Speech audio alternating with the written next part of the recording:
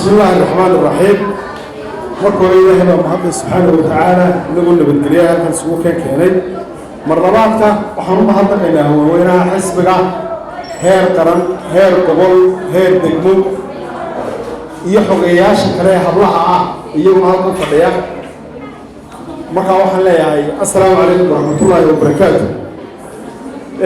آدي آدو مهدسنتين قدوميها قرب هوينكا سالم iyo hoggaankeeduba inay martin qaad ka sameeyeen si ay isu bartaan garabka haweenka xisbiga iyo mas'uuliyiinta hoggaanka xisbiga oo uu hogaaminayo xogayaha guud ee xisbiga iyo ku-xigeenka xogayaha guud afayeenka xisbiga iyo xogayaasha kale ee xisbiga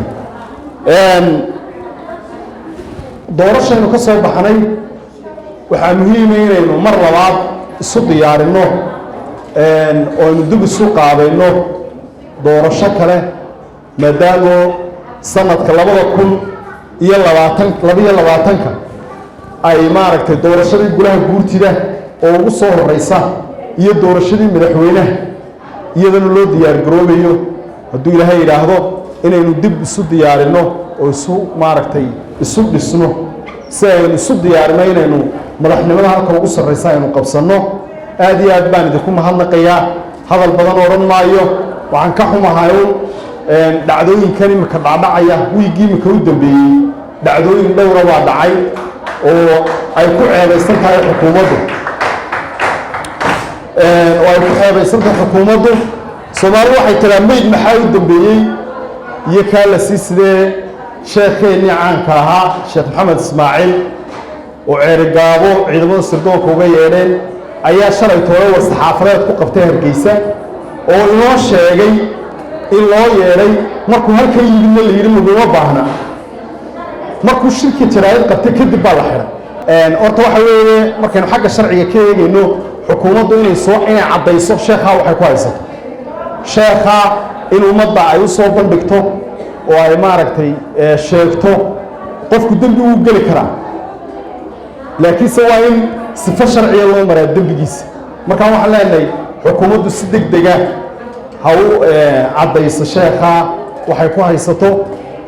dad kale oo iyagana xirxiran baa jira oo ilaa imika aan la sii dayn oo saxafiyiin ka mid yihiin marka waxaan leeyahay dadkaana xorriyaddooda loo soo daayo idinku dheerayn maayo aad iyo aad baa u mahadsantihiin xisbigu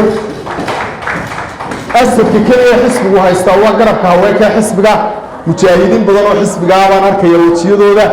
waxaynu dheernahay xisbiyada kale oo hablaha qaaliga ah ee maaragtay halkan fadhiya ee maaragtay weligood iyo loo xisbiga taageersanaa iyo kuwa imika cusub ee dhiigga cusub ama kulmiyaha ka yimaadaan ama wadani hadda ka yimaadaan ee inoo yimid iyagana waxaan rajaynayaa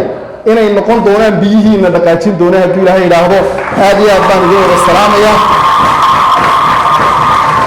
waxaan kalsooni ku qabaa xogayaha guud iyo ku-xigeenkiisa oo rag dardar la ah ayaan iyagana kalsooni ku qabaa inay maaragtay iyaguna haddii ilaahay yidhaahdo ina dhaqaajin doonaan dee barbarkay ka baxdaa waa bakeela galeen hoodaan salaamaya iyadana waxaan leeyahay aad iyo aad baad u mahadsantahay wassalaamu calaykum waraxmatullaahi wabarakaatu